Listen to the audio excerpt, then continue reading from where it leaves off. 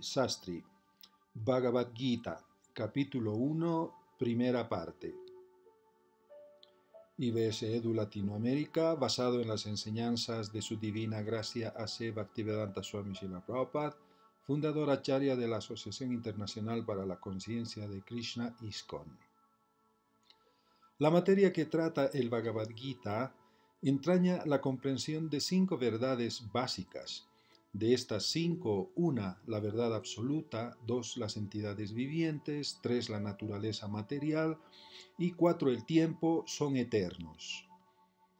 De acuerdo al Bhagavad Gita, la verdad absoluta es Satchitananda, Sat, eterno, Chit, conocimiento, Ananda, bienaventuranza. Jiva, el alma espiritual, también es Satchitananda. Entonces, ¿por qué sufrimos? Hay 5 temas principales en el Bhagavad Gita. 1. Isvara, Dios. Jiva, la entidad viviente. Prakriti, la naturaleza material. Kala, el tiempo eterno. Karma, la actividad. Bhagavad Gita, capítulo 1, primera parte. Observando los ejércitos en el campo de batalla de Kurukshetra. El Bhagavad Gita aparece originalmente como un episodio principal del Mahabharata, la historia épica del mundo antiguo escrita en el idioma sánscrito. Este episodio del Mahabharata fue uno de los diálogos filosóficos y religiosos más sobresalientes que haya conocido el hombre, y tuvo lugar inmediatamente antes del comienzo de una guerra.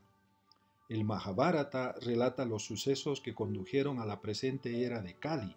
Sri Krishna explica el Bhagavad Gita a su amigo y devoto Arjuna. Fue al comienzo de esta era, unos 50 siglos atrás. La batalla de Kurukshetra, un conflicto fratricida entre los 100 hijos de Dhritarashtra y en el lado oponente sus primos, los Pándavas, los hijos de Pandu. Dhritarashtra y Pandu eran hermanos pertenecientes a la dinastía Kuru, que descendía del rey Bharata, de cuyo nombre proviene la palabra Mahabharata. Dhritarashtra, el hermano mayor, no solo era ciego de nacimiento, sino que también carecía de visión espiritual. Él sabía muy bien que sus hijos eran igualmente ciegos en materia de religión. Por lo tanto, el trono, que de otro modo hubiera sido suyo, pasó a su hermano menor Pandu. Cuando murió Pandu, muy joven, sus 5 hijos, Yudhishthira, Bhima, Arjuna, Nakula y Sahadeva, quedaron al cuidado de Dhritarashtra, quien por el momento tomó el puesto de rey. Así los hijos de Dhritarashtra y de Pandu crecieron en la misma casa real. Fue ahí donde recibieron entrenamiento en las artes militares con el experto Drona y consejos de su venerable abuelo Bhisma.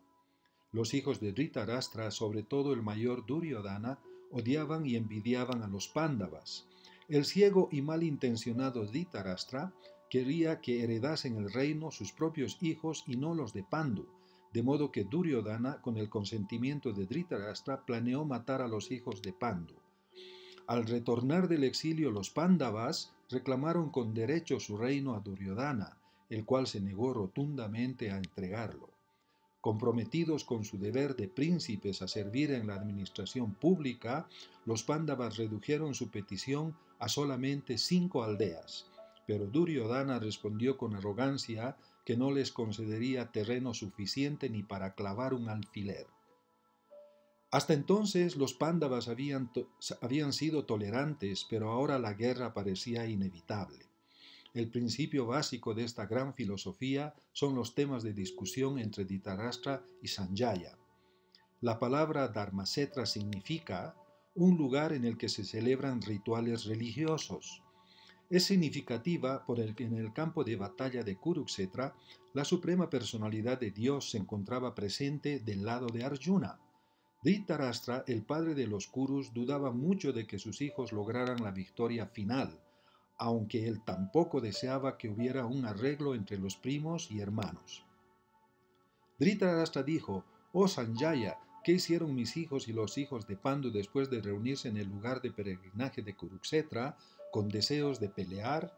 Sanjaya era un alumno de Vyasa. En consecuencia, por la misericordia de Vyasa, podía ver el campo de batalla de Kurukshetra aun mientras se encontraba en el aposento de Dhritarashtra. Por eso Dhritarashtra le preguntó cuál era la situación en el campo de batalla. Sanjaya dijo: «Oh rey, después de ver el ejército dispuesto en formación militar por los hijos de Pandu, el rey Duryodhana fue a donde se encontraba su maestro y se dirigió a él con las siguientes palabras: Oh maestro mío, he ahí el gran ejército de los hijos de Pandu, dispuesto de manera tan experta por tu inteligente discípulo, el hijo de Drúpada». Dhristadyumna era el hijo de Drúpada. Aunque Dhristadyumna no era un obstáculo muy importante frente al poder de Dronacharya en el arte militar, había muchos otros que sí eran causa de temor. Duryodhana los menciona diciendo que son grandes obstáculos en el sendero de la victoria. Vikarma es el hermano de Duryodhana, Ashvatthama es el hijo de Dronacharya, Karna es el hijo medio hermano de Arjuna, ya que Kunti lo tuvo antes de su matrimonio con el rey Pandu. Duryodhana confiaba en la victoria a cuenta de la antedicha fuerza conjunta de sus amigos. La pregunta de Dhritarashtra era significativa. Él no quería que hubiera un arreglo entre los primos y hermanos. Él quería estar seguro de la suerte que correrían sus hijos en el campo de batalla. Tanto los Pándavas como los hijos de Dhritarashtra pertenecen a la misma familia, pero aquí queda al descubierto lo que Dhritarashtra estaba pensando. El Señor tiene diferentes nombres de acuerdo a sus actividades. En este capítulo al Señor se le designa como Sikesa, porque Él es el propietario de todos los sentidos. Los sentidos son parte integral de Él.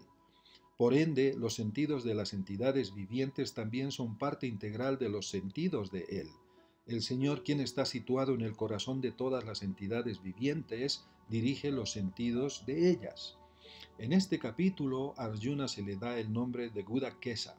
Gudaka significa sueño, y aquel que conquista el sueño se le llama Gudakesa.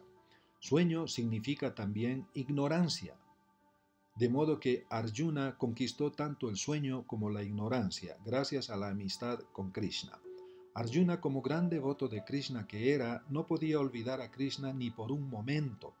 Esa es la naturaleza del devoto, ya sea despierto o dormido. El devoto del Señor nunca puede dejar de pensar en el nombre, la fama, las cualidades y los pasatiempos de Krishna.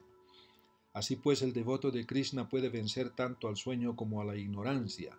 Por el simple hecho de pensar en Krishna constantemente, a eso se denomina conciencia de Krishna. Krishna, en su carácter de riqueza o director de la mente y de los sentidos de todas las entidades vivientes, puede guiarnos a este entendimiento si el deseo del devoto es sincero. Como el Señor es la superalma de todas las entidades vivientes, puede entender lo que pasa por la mente de cada uno. Cualquier hombre que tenga una devoción genuina por el Señor tiene todas las buenas cualidades que se encuentran en las personas santas o en los semidioses, mientras el no devoto, por muchas cualidades materiales que haya adquirido a través de la educación y la cultura, carece de cualidades divinas. Esto se debe a que se halla revoloteando en el plano mental y es seguro que es atraído por la deslumbrante energía material. Arjuna pudo ver en el seno de los dos ejércitos de ambos bandos a sus padres, abuelos, maestros, tíos, maternos, hermanos, hijos, nietos, amigos y también a sus suegros y bienquerientes. Arjuna se dirige a Krishna: mi querido Krishna, al ver a mis amigos y familiares presentes ante mí con tantos ánimos de pelear, siento que los miembros del cuerpo me tiemblan y la boca se me está secando. Arjuna continúa: ahora me siento incapaz de permanecer aquí por más tiempo. La razón se me está ofuscando y la mente me da vueltas. Solo veo cosas que serán causa de infortunio. Arjuna, debido a su impaciencia, era incapaz de quedarse en el campo de batalla, estaba perdiendo la razón a causa de la debilidad de su mente. El excesivo apego a las cosas materiales pone al hombre en una condición existencial de desconcierto. Esa clase de temor y pérdida de equilibrio mental ocurren en personas que se hallan demasiado afectadas por las condiciones materiales. Arjuna preveía solo dolorosos reveses en el campo de batalla. Él pensaba que no sería feliz ni siquiera si lograba vencer al enemigo. Todo el mundo está interesado en sí mismo y en su propio bienestar. A nadie le interesa el Ser Supremo. Por la voluntad de Krishna, Arjuna se está mostrando ignorante de lo que es su verdadero bien personal. El verdadero bien personal de uno radica en adorar al Señor Vishnu o Krishna. El alma condicionada olvida esto y por eso padece de los dolores materiales. Arjuna pensaba que su victoria en la batalla solo sería motivo de lamentación para él. Las almas condicionadas, no sabiendo que su bien personal estriba en Krishna, éstas se ven atraídas por las relaciones corporales esperando ser felices en semejantes situaciones.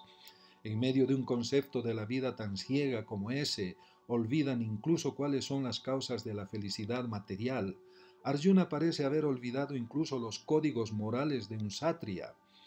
Arjuna se mostraba renuente incluso a matar a sus enemigos, ni qué hablar de sus parientes. Él cree que si mata a sus familiares no habrá felicidad en su vida, por consiguiente, no está deseoso de pelear. Él ha decidido internarse en el bosque y llevar una vida recluida a causa de su frustración. Mas como kshatriya que es, necesita un reino para su subsistencia. La única oportunidad que Arjuna tiene de conseguir un reino radica en pelear con sus propios primos y hermanos y rescatar el reino que había heredado de su padre. Arjuna se ha dirigido a Krishna por el nombre de Govinda, porque Krishna es el objeto de toda clase de placeres para las vacas y los sentidos, pero Govinda no tiene la función de satisfacer los sentidos. Sin embargo, si nosotros tratamos de satisfacer los sentidos de Govinda, entonces los nuestros quedarán satisfechos automáticamente. En el ámbito material, todo el mundo quiere satisfacer sus sentidos y quiere que Dios sea el abastecedor de esa satisfacción. Arjuna consideró que en vez de matar a sus propios parientes por razones políticas, era mejor perdonarlos con base en lo que dictaba la religión y el comportamiento de un santo.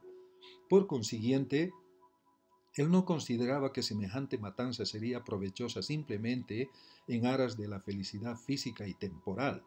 Al fin y al cabo, los reinos y los placeres que de ellos derivan no son permanentes.